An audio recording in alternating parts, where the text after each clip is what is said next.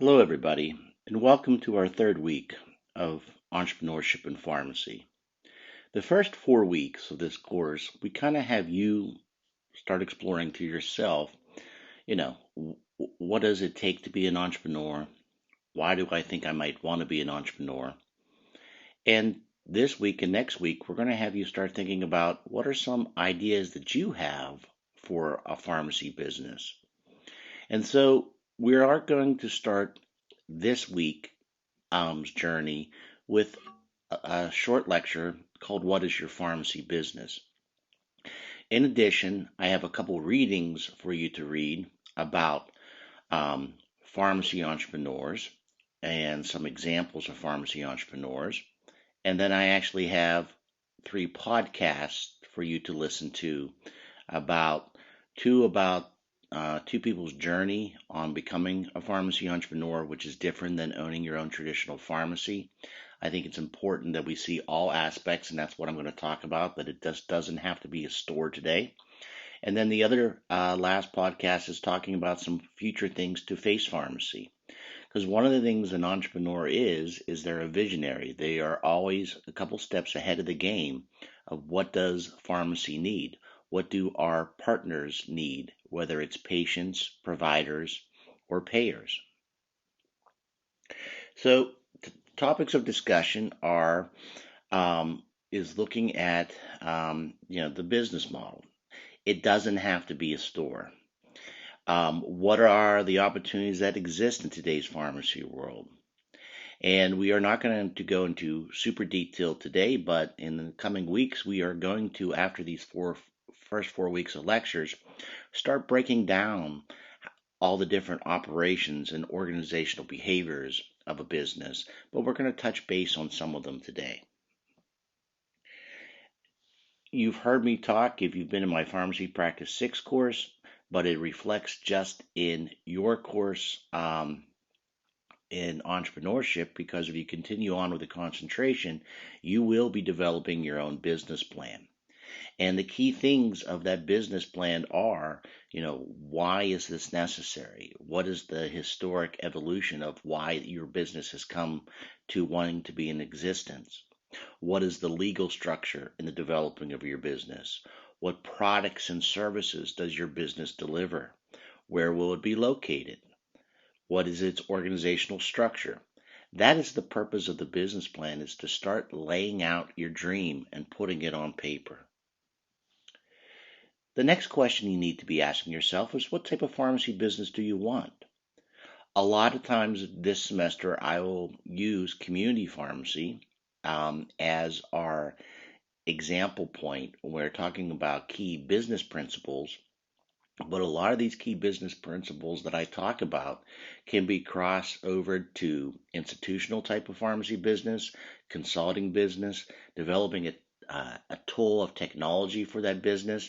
And when you decide what business plan you want to do, if you continue on next semester, the only thing that I ask, it does not have to be a store. It has to be something in pharmacy. So that is my only criteria for that. But there are different types of pharmacy business models that do exist today. There are long-term care pharmacies. There are community pharmacies. There are many pharmacists that do consulting pharmacy. The key thing is it should be something that you passionately love. The one thing that an entrepreneur does is they love what they do. They don't consider it work. They consider that it's their life hobby.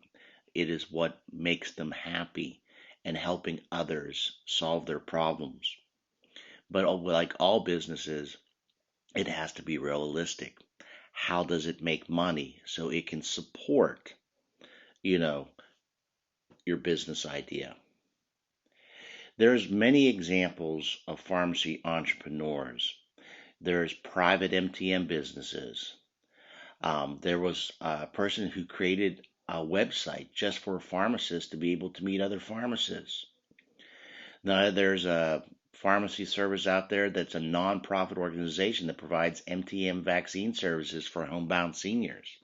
There are many opportunities that came out of the COVID pandemic of developing a lot of different online type of pharmacy services. There are pharmacists, and you'll listen to one of them in a podcast that helps pharmacists prepare for a clinical field. There are pharmacists who have businesses where they just write for national publications and they provide maybe clinical writing. There are pharmacists who have developed businesses for online based consumer medication information. There was a pharmacist who developed the first QR code that actually, when you scanned the pharmacy vow with a prescription in it, that it linked to a website with pharmacy education. There are those pharmacists who have created podcast businesses, and those are those who have provided traditional pharmacy. There are many challenges that do face pharmacy. There are the challenges always of big companies stealing ideas from smaller companies, or big companies wanting to monopolize, such as CVS Health owning now not only their own PBM, but their own um, health insurance, and Aetna. Jeff Bezos is trying to have Amazon be the one-stop shop for all pharmacy. But if you read, what Amazon brings in terms of pill pack, there's one thing that is not really there, and that's that pharmacist special touch, that clinical touch. So there's always challenges facing pharmacy, but there's always opportunities. Some other challenges that are occurring in pharmacy is how patients can afford their drugs. We see some companies arise out of that, such as GoodRx. There's the opioid crisis. How can pharmacists be able to help solve this problem? Non-adherence issues, and this has been able to be overcome with the development of clinical pharmacy networks and the development of, pharmacists doing things like MedSync, reinventing the traditional community pharmacy business with Flip the Pharmacy. There are challenges in reimbursement for product, DIR fees. There are actually pharmacy businesses that actually help community pharmacies identify where their DIR fee problems are, identify where their reimbursement problems, and consult with them on how to be successful at that. There are challenges in owning your own store sometimes because you may be closed out of different networks. But there are companies, pharmacy companies, that actually help do the contracting for pharmacies to grow that. Enhanced technician training, getting more technicians trained and also figuring out how to afford those technicians. There's always medication dispensing errors. Technology, there are different technologies that are out there that have been developed by pharmacists to help prevent that.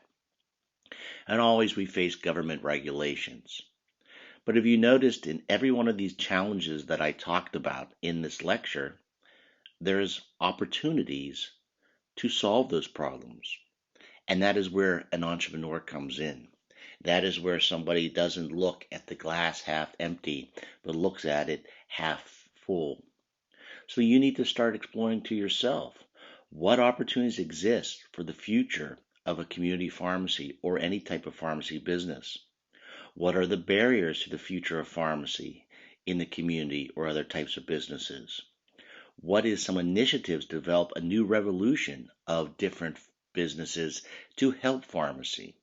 And I reflect on community pharmacy because that is where I practice, but there are opportunities in the hospital setting, in the institutional long-term care setting, and in the consulting world. How would you approach the trends shaping the future of pharmacy? Everybody takes look at the problems. And so you need to develop a way to keep up to date of what is happening. And that is what I hope to share with you, throughout this semester, and more of how do I find that? Some of the easiest things is just by Googling, following different websites. The 3 podcasts I give you, it comes from a financial pharmacist podcast program. And so I learned a lot from in the last couple of years. Obviously, I belong to multiple different pharmacy organizations, but I've learned a lot through different people who have developed different ways to get information out. Because also, too, your time is limited of how much you can take in a 24-hour period. So I do mine a lot with podcasting, RS feeds, keeping track of different websites of doing that. And when I do read these, they don't always give me the answers, but they give me to start thinking about how do we solve those problems that meets the needs of our patients, our customers, which may be other healthcare professionals and payers. There are also some other additional influences that are affecting pharmacy, and practice change could happen out of those. The rising costs of healthcare, and that is where these clinical pharmacy networks have risen to try to help be players in the game to solve those problems and to give pharmacies and pharmacists opportunities to use their clinical skills to help solve those problems.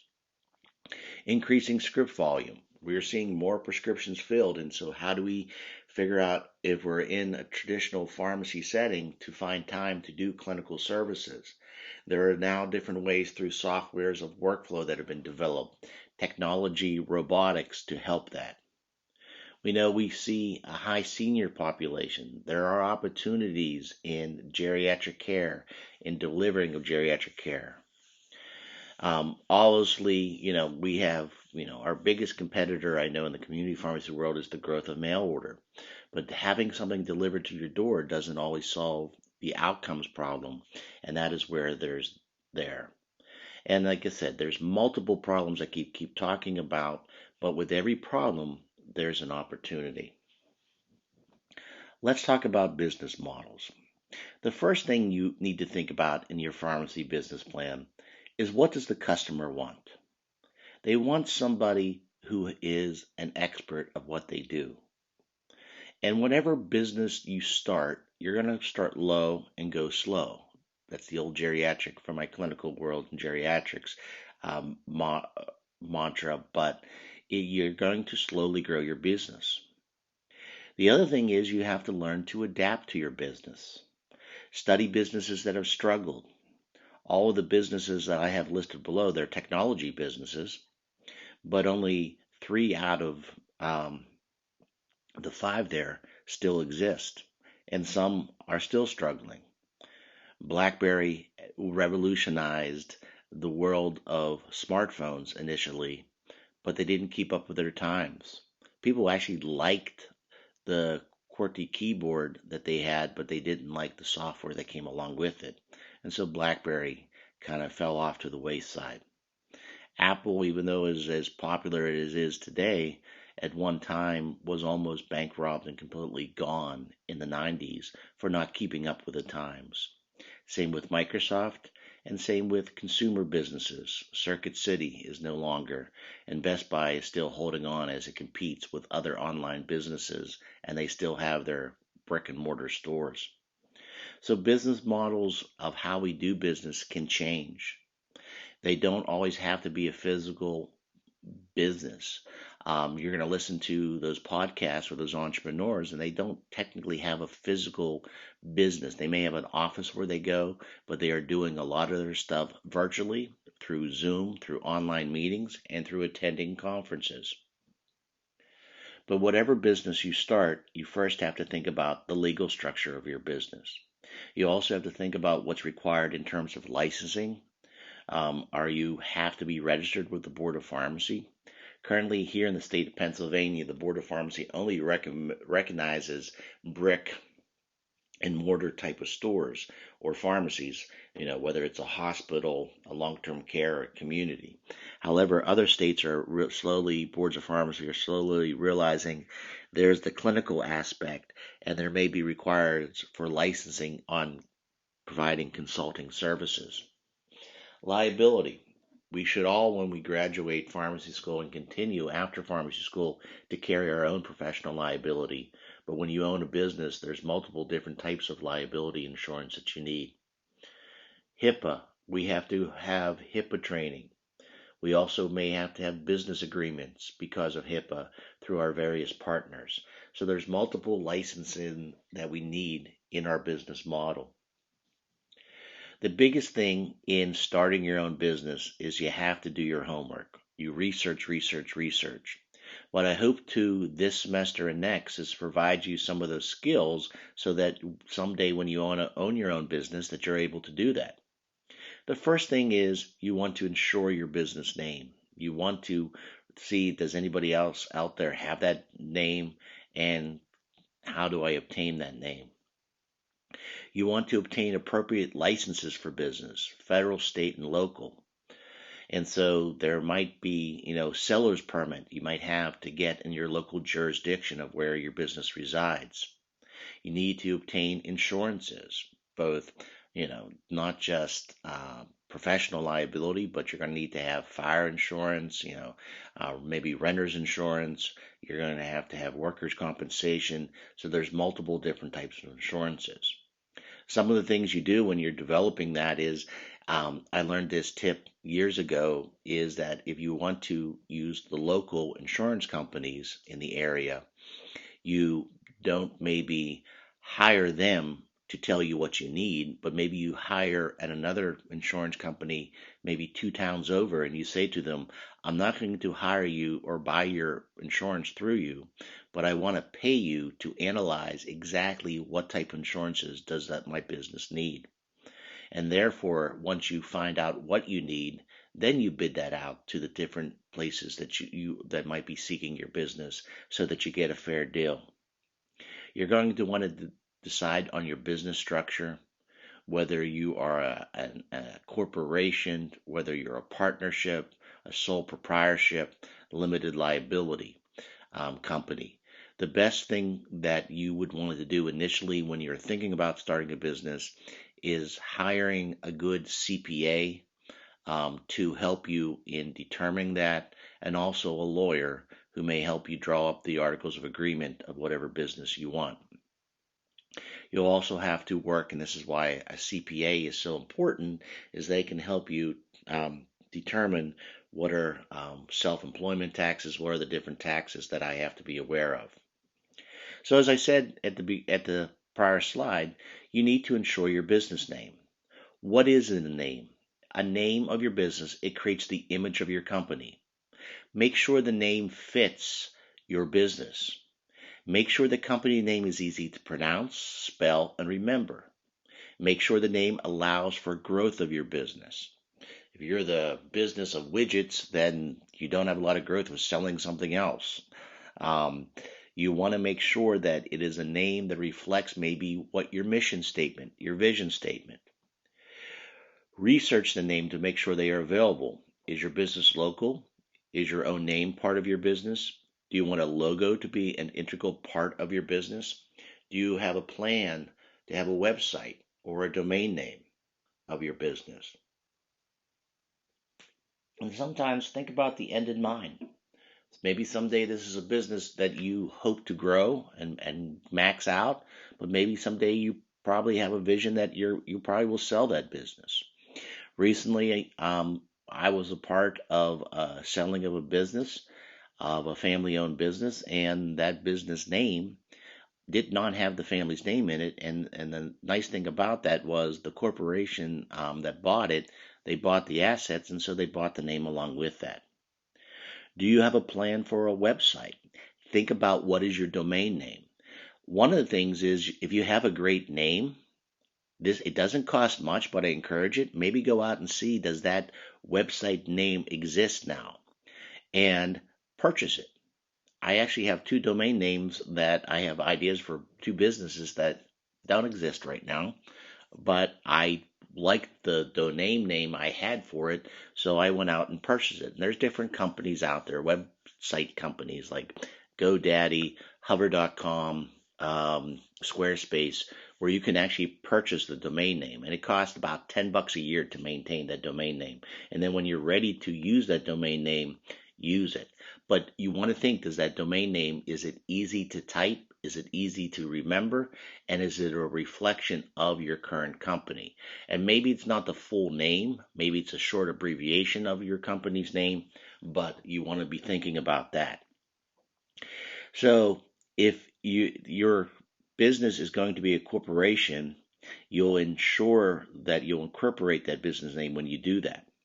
And once you know what business name you want, you'll file it with the county clerk in your county of the jurisdiction of where your business will occur, and you'll publish your fictitious name, usually in a register, and so that it is out there to exist.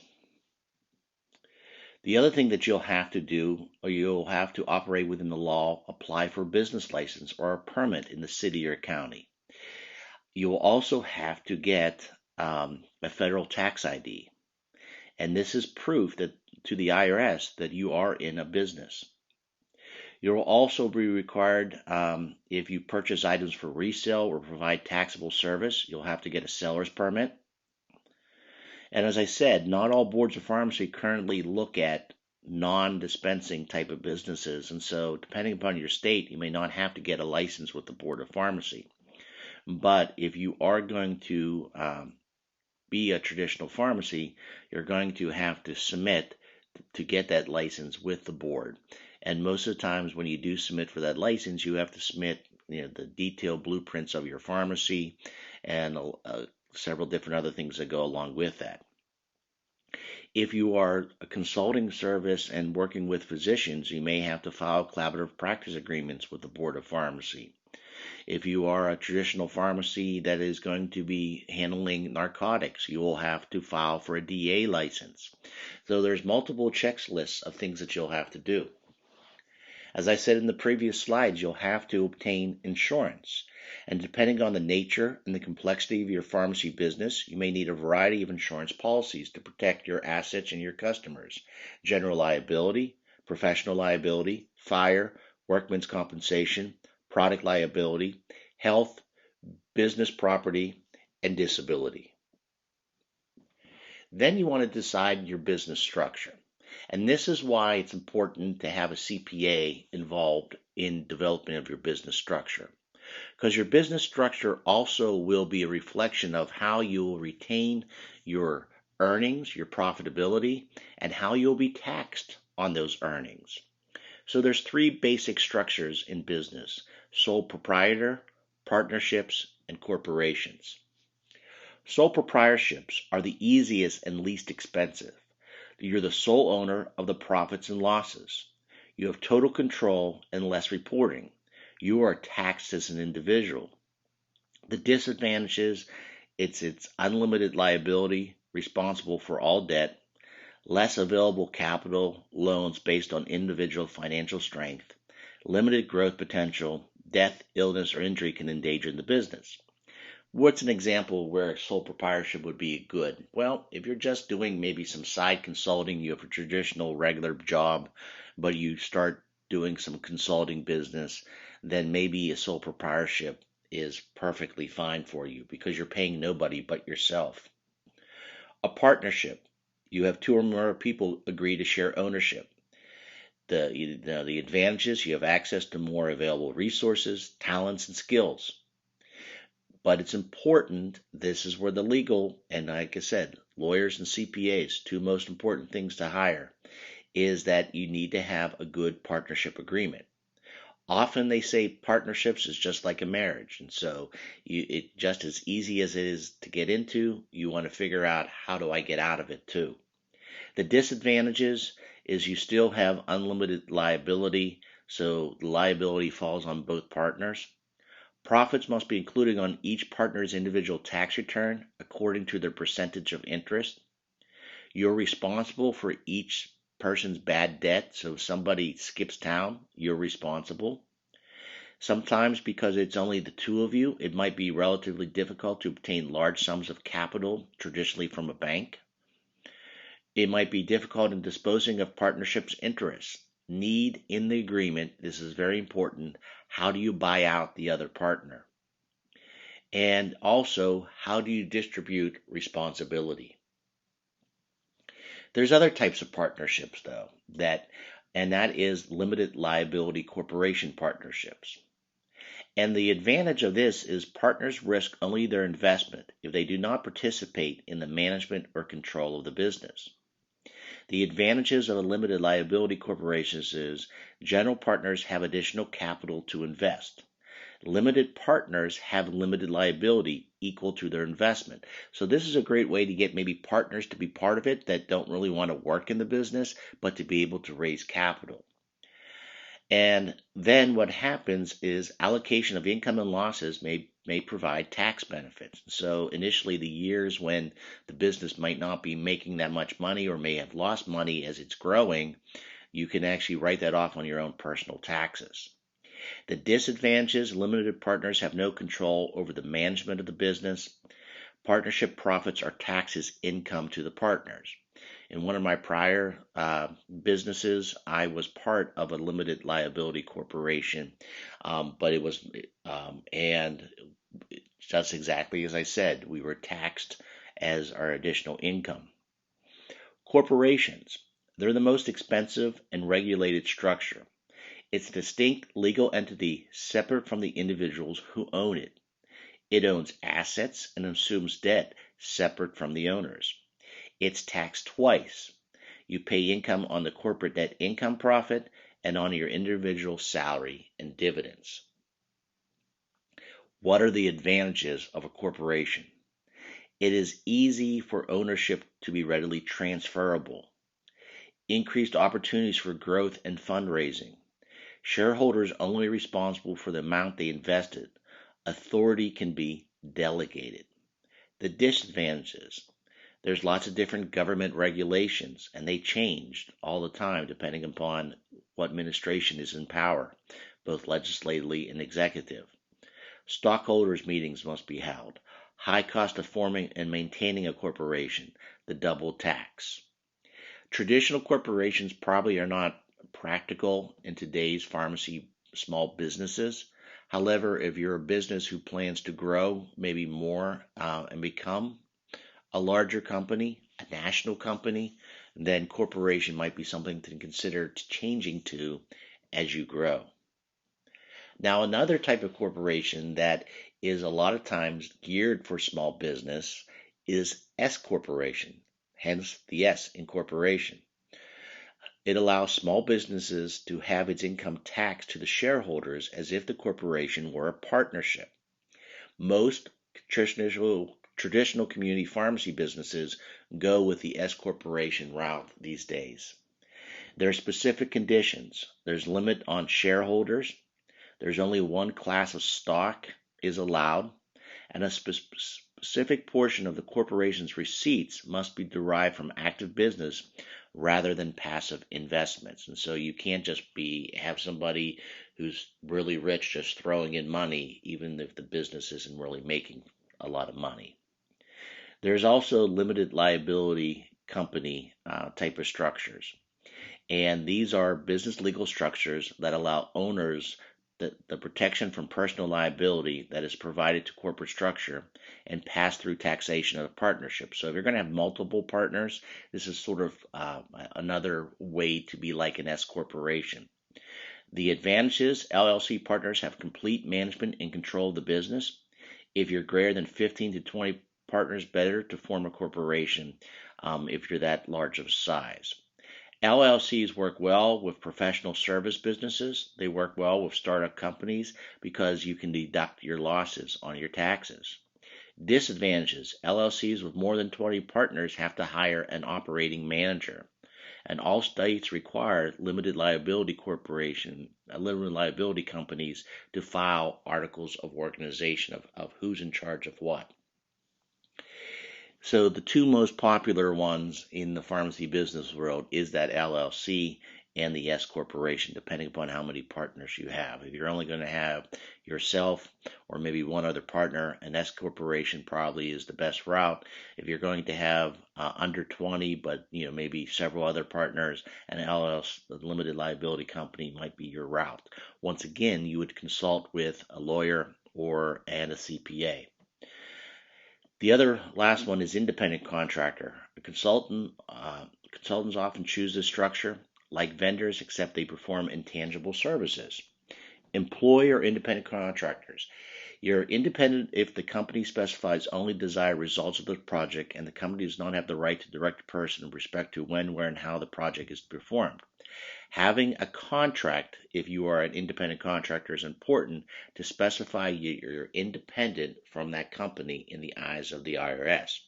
The disadvantage of that is that you will file a 1099, so you'll be responsible for paying your own taxes, such as Social Security, Medicare, the things that are required out of if you get paid. So, overall advice, save money down the road so that when you want to start that business, you can seek accountants, lawyers, and other professionals for your business advice and pay them for that advice. Because you may know what you know, but you want to be able that you can develop that business organizational structure. In addition, once you start getting all those licenses and what you want to be, then you got to start thinking about who does what in your company, names and positions, duties and responsibilities in your company. So that is just a snapshot of what is in a pharmacy name. And what I mean by that is your pharmacy can be anything that you think that is going to provide value to the partners that you hope to partner with, the people that you hope to sell your services to. And that could be patients, healthcare providers, etc. I leave you with a couple slides of some examples of entrepreneurs. And on this week in Blackboard, I also am giving you additional readings and podcasts that will expose you so you can start exploring. Next week, we're going to talk about your niche. What makes your business unique? Why would somebody want to use your business? And this is something that you are going to start to think about this week. There's no assignment due for next week. We take a little break this third week from assignments. But I want you to start thinking about what would I want to do with my own pharmacy business? Start jotting down ideas on paper. So let me give you a couple profiles. Mickey Finnan, she was 47 years old when she founded this business. She won a grant through the American Society of Consulting Pharmacists back in 2011, who were looking for entrepreneurs seeking to start their own type of consulting business to help the elderly. And she developed Medication Advisors PLLCC, is a business that centers on forming relationships with three distinct geriatric markets. She works with retirement and independent living communities. She works with geriatric care managers who help determine services for elderly patients in the community. And she also works directly with patients and their loved ones who are seeking, geriatric advice, specifically geriatric pharmacy advice for patients. And she started by how did she develop her business? Well, she was a long-term care consultant for a nursing home company for years and felt that her knowledge could be sellable to other payers. So she started by going to the communities and giving presentations on how medications and diseases can affect us as we get older. And she started to develop these personal relationships with these different entities she wanted to sell her service. She focused on how medications can lead to hospitalizations, increase the need of level of care.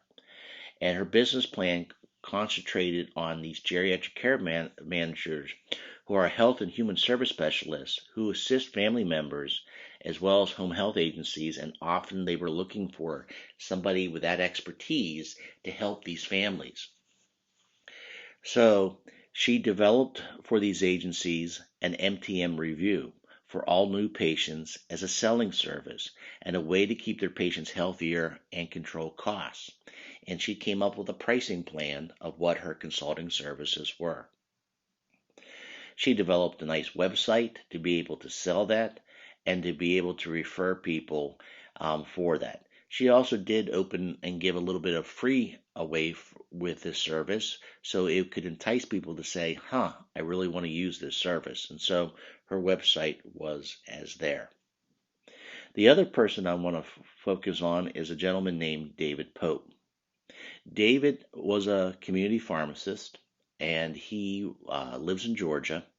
And David wanted a way to figure out, and this was before we had these clinical integrated networks, it was before we had contracts of how pharmacists could get paid differently for doing other types of clinical services.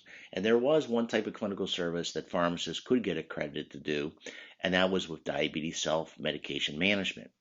So David developed a website and a training program that pharmacists could enroll where he would teach them how to bill, document, and market their services. And he called it creativepharmacist.com.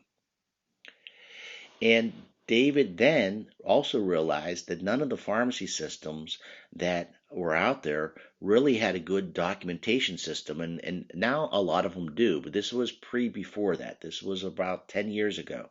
So David then used his own friend who did know technology, and they were able to develop a clinical technology e-care planning system called Strand. And they then focused on how can they help that.